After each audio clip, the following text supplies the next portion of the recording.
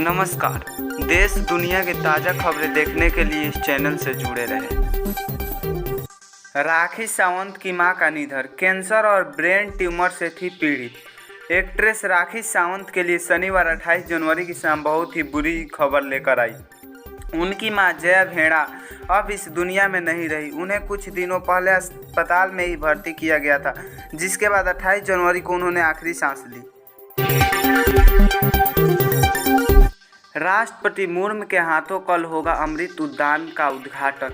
31 जनवरी से दर्शक कर सकेंगे दीदार। राष्ट्रपति की उप प्रेस सचिव नाविका गुप्ता ने शनिवार को बताया, देश की राष्ट्रपति ने राष्ट्रपति भवन को उद्यानों का अमृत उद्यान के रूप में इस गार्डन का नाम दिया है। राष्ट्रपति द्रौपदी मुर्मू रविवार को अमृत उद्यान का उद्घाटन करेगी। कर्नाटक में अगला विधानसभा चुनाव हार सकती है भाजपा। पवार बोले, अब धार्मिक मुद्दों पर वोट नहीं करेंगे लोग। एनसीपी प्रमुख शरद पवार ने कर्नाटक विधानसभा चुनाव, भारत जोड़ो यात्रा, विपक्षी मोर्चा समेत कई मुद्दों पर अपनी बात रखी। उन्होंने कहा कि भारत जोड़ो यात्रा ने जनता का समर्थन हासिल कर लिया है और इसे मिल रही है प्रतिक्रियाओं से देखा जा सकता है। सीएम हिमंत बिस्वा शर्मा ने 1200 से अधिक उम्मीदवारों को दिया नियुक्ति पत्र। विभिन्न सरकारी विभागों में मिलेगा मौका। असम के मुख्यमंत्री हिमंत बिस्वा शर्मा ने स्वास्थ्य और परिवार कल्याण तथा गृह और राजनीतिक विभागों के लिए 1200 से अधिक उम्मीदवारों को नियुक्ति पत्र सौंपा है। साथ ही उन्होंने कहा है कि अगले 2 महीनों में अधिकतम लोगों की नौकरी मिल जाएगी। अमृत उद्यान के नाम से जाना जाएगा मुगल गार्डन। 31 जनवरी से आम जनता कर सकेगी इसका दीदार।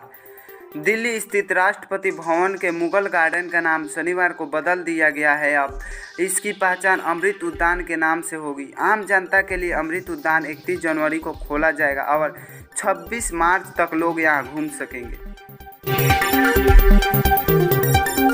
भारत जोड़ो यात्रा 30 जनवरी को हो रही है समाप्त। टी-शर्ट, दाढ़ी और कई विवादों के साथ चली राहुल की यात्रा। भारत जोड़ो यात्रा 7 सितंबर को कन्याकुमारी से कश्मीर तक शुरू हुई। भारत जोड़ो यात्रा 30 जनवरी को श्रीनगर में लगभग 145 दिन और 3500 किलोमीटर बाद समाप्त हो रही है। गृह मंत्री अमित शाह ने दोष सिद्धि के लिए फोरेंसिक जांच पर दिया जोर। कानून व्यवस्था में सुधार के लिए बताई जरूरत। केंद्रीय गृह मंत्री अमित शाह ने शनिवार को देश में कानून व्यवस्था की स्थिति को ठीक करने के लिए सजा दर बढ़ाने और फोरेंसिक विज्ञान आधारित जांच के साथ आपराधिक न्याय प्रणाली को एकीकृत करने की आवश्यकता पर जोर दिया। बजट में स्वदेशी अभियान को और विस्तार देगा रेलवे। मेक इन इंडिया के लिए 20% तक बढ़ सकता है रेल बजट। रेलवे बोर्ड ने स्वदेशी निर्माण को गति देने के लिए बजट पूर्व मीटिंग के बाद वित्त मंत्रालय से 25 से 30% अधिक फंड की मांग की है। माना जा रहा है कि रेलवे को लगभग 2 लाख करोड़ की राशि मिल सकती है।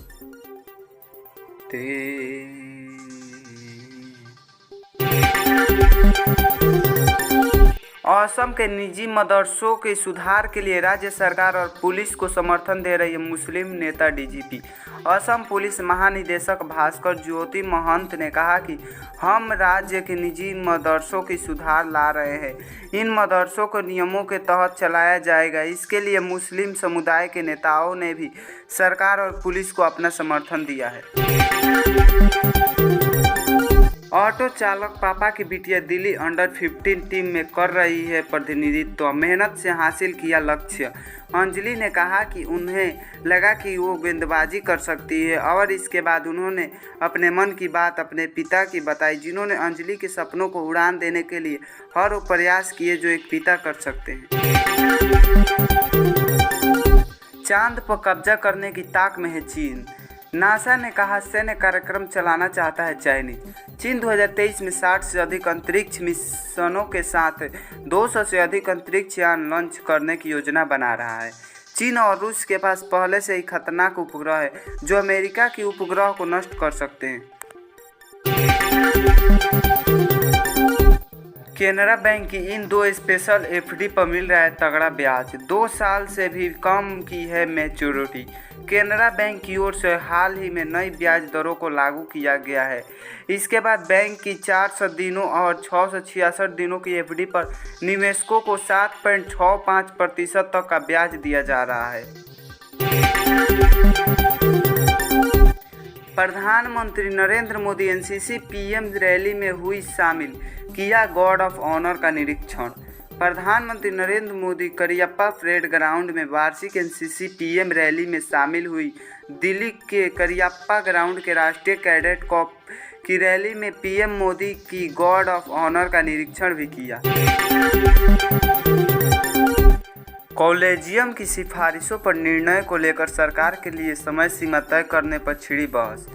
जस्टिस रोहितन ने कहा कि सरकार कम से कम 5 साल के लिए होती है, जबकि कॉलेजियम में आने और जाने वाले की दर बहुत अधिक होती है। इसीलिए यह बहुत महत्वपूर्ण बात है कि सुप्रीम कोर्ट सरकार को जवाब देने के लिए एक समय सीमा तय करे।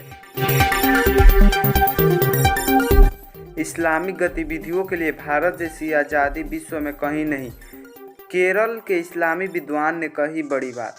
केरल में एक इस्लामी विद्वान ने शनिवार को कहा कि संयुक्त अरब अमीरात, कतर, कुवैत, सऊदी अरब जैसे परिचित खाड़ी देशों हो या सिंगापुर, मलेशिया जैसे पूर्वी देशों, कहीं भी हमारी गतिविधियों के लिए उपयुक्त माहौल नहीं है।